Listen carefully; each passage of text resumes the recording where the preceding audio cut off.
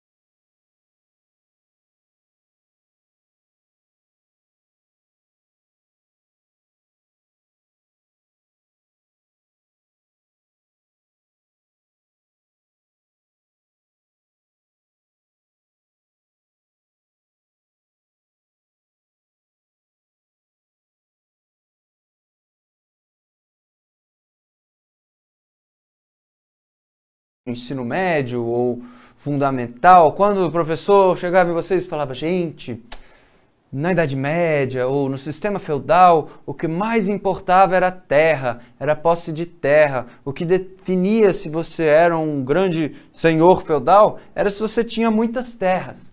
Terra, terra, terra. Essa é a palavra-chave do feudo, do sistema feudal. Olha só, propriedade da terra. Por isso, quando a gente fala feudalismo, Se feudo é quase um sinônimo de terra naquela sociedade, a gente está falando do terraísmo, sabe? É como se a terra fosse, a propriedade da terra fosse o centro do universo, economicamente falando, tá? Mas isso vai mudar. A partir de determinado momento da história do Ocidente, cada vez mais o que vai importar não é exatamente apenas ser proprietário de grandes terras. O que vai importar, gente, é ter grana, capital. Um belo dia, o poder do capital vai vencer o poder da propriedade de terra. A gente pode ver isso num exemplo clássico, que é os cercamentos elisabetanos, quando o poder do dinheiro ganhou o poder da terra, comprou a terra. Cercamentos elisabetanos.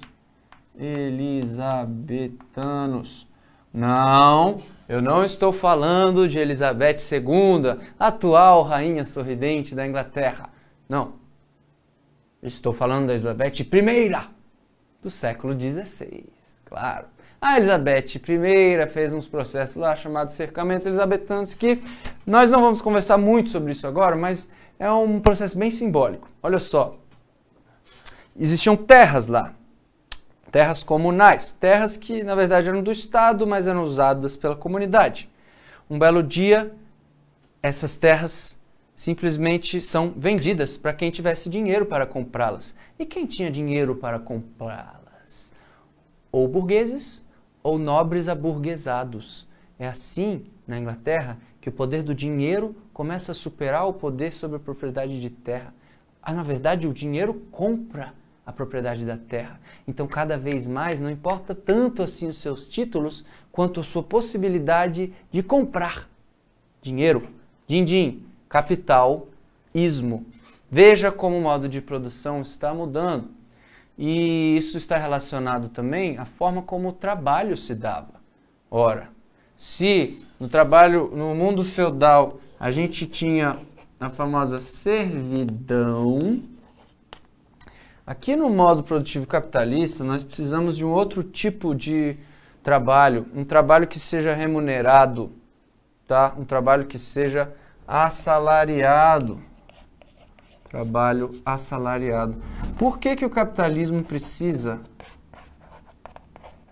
de pessoas que recebam salários? Pensa aí, vou te deixar pensar um pouquinho.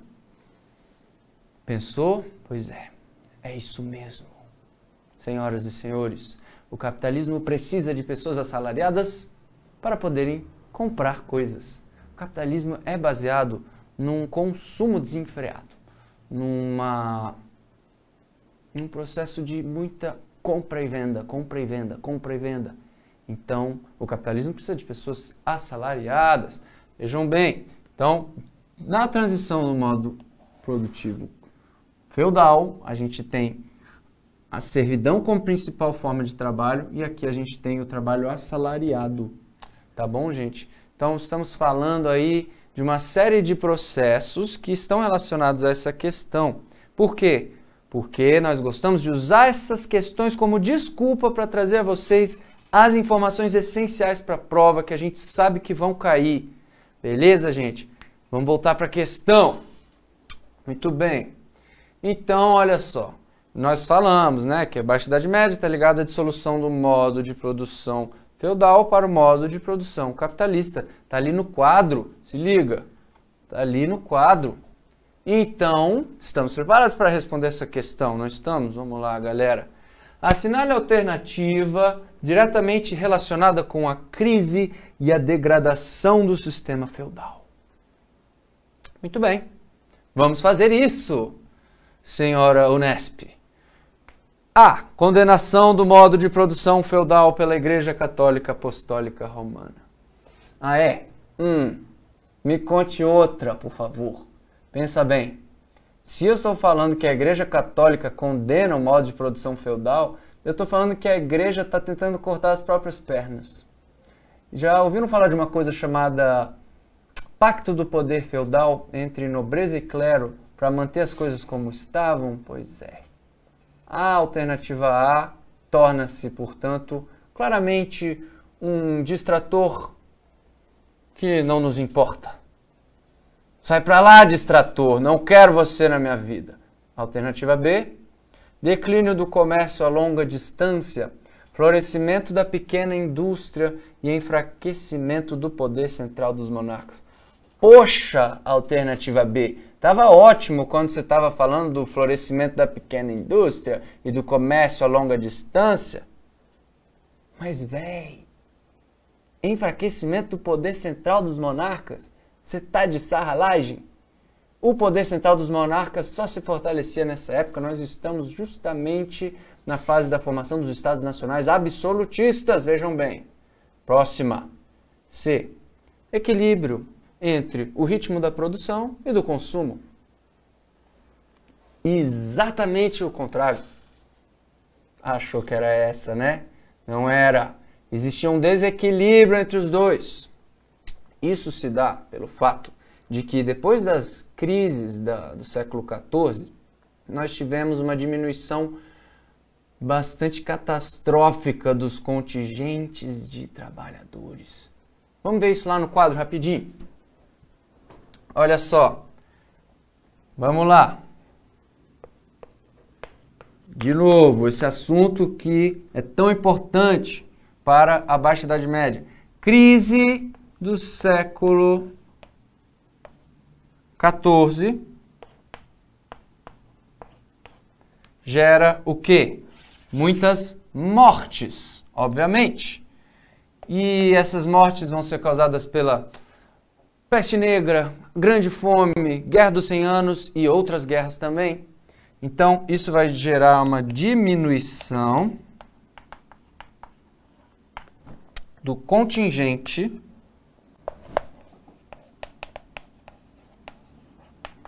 de trabalhadores.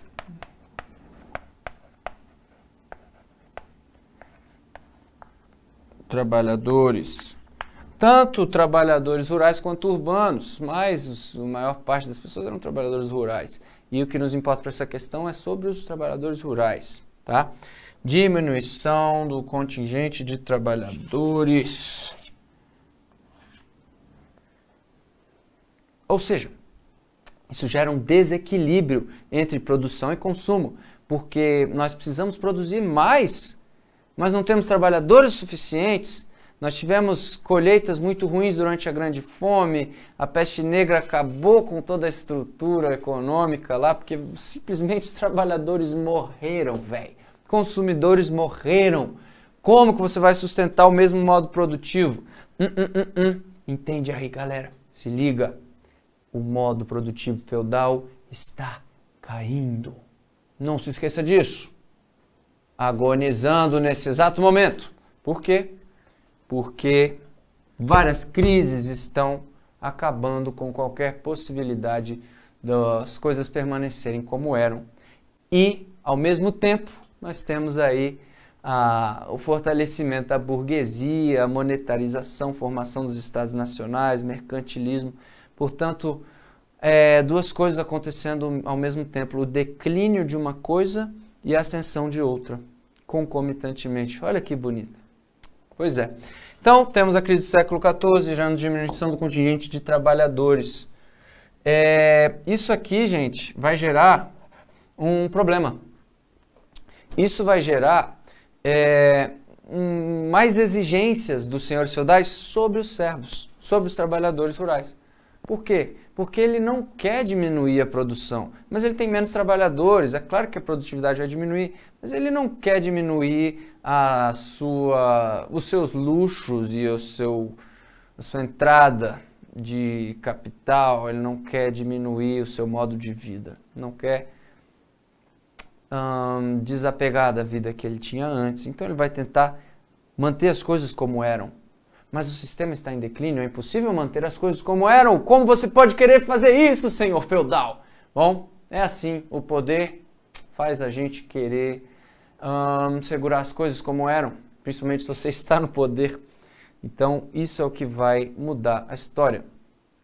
Quando os nobres começam a fazer exigências demais sobre esses camponeses, dizendo assim, Você não pode parar de trabalhar, você tem que trabalhar dobrado agora e pagar mais imposto, porque nossa produtividade diminuiu. E os camponeses dizendo, cara, é lógico que a nossa produtividade diminuiu, senhor feudal. Nós temos muito menos trabalhadores e compradores. Como é que você espera ter o mesmo modo de vida que antes, naquela época da fartura e da bonança? E o senhor feudal vai dizer, não quero saber, não interessa, não fala comigo, olha para o chão porque eu sou nobre, meu bem. Aí, galera, começou as tretas. Isso aí vai gerar uma série de revoltas camponesas, exigências senhoriais,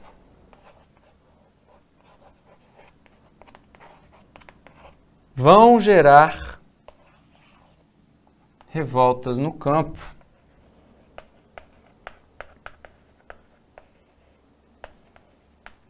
As mais famosas delas foram as que ocorreram na França, chamada de Jacqueries.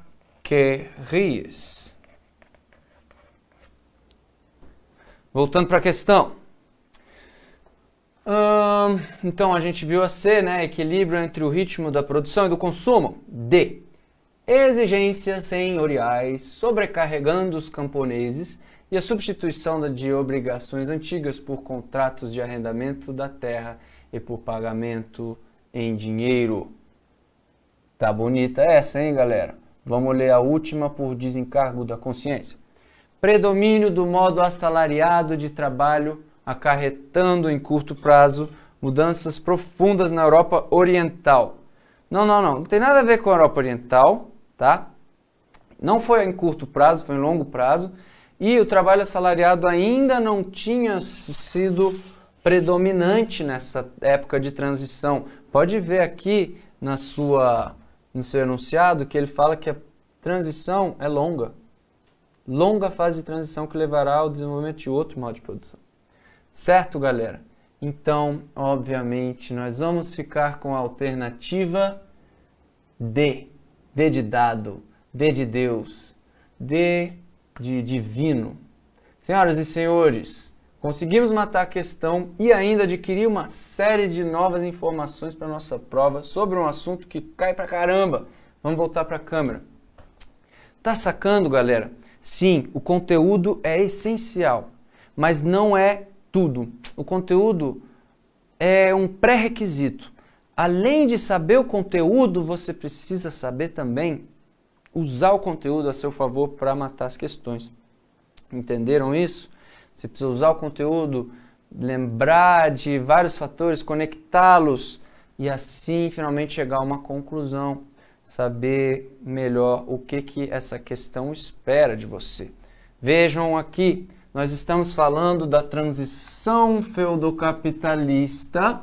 Isso significa que nós estamos falando de um dos momentos mais importantes da história em termos econômicos, porque a gente está substituindo um tipo de produção e de economia que vai cair em desuso e vamos estabelecer uma nova forma de economia que vai permanecer até hoje, que é o capitalismo, apesar de ser um capitalismo muito transformado hoje em dia.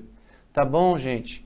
Então, senhoras e senhores, eu espero que a nossa pequena aulinha / resolução de exercício tenha ajudado vocês a compreender que o feudalismo demorou para cair, o capitalismo demorou para nascer de fato, para fazer sua gênese, mas os dois processos foram concomitantes. O feudalismo caindo, o modo produtivo feudal caindo e o capitalismo nascendo aos poucos. Assim, nós temos a formação da nossa sociedade atual, contemporânea. Então, faz muito sentido que essas coisas caiam no Enem. Por quê? Porque o Enem gosta de comparar passado e presente. Afinal, é para isso que serve a história, para entender a atualidade, para entender por que o mundo é como é e por que os sistemas que nós temos foram criados e desenvolvidos. Tá? Isso é o saber histórico. Então, muito obrigado pela atenção, pela persistência de ficar aqui comigo até quase 10 horas da noite. Vocês são maravilhosos e maravilhosas. E a gente se vê numa próxima oportunidade. Agradeço a atenção, um beijo. Até a próxima!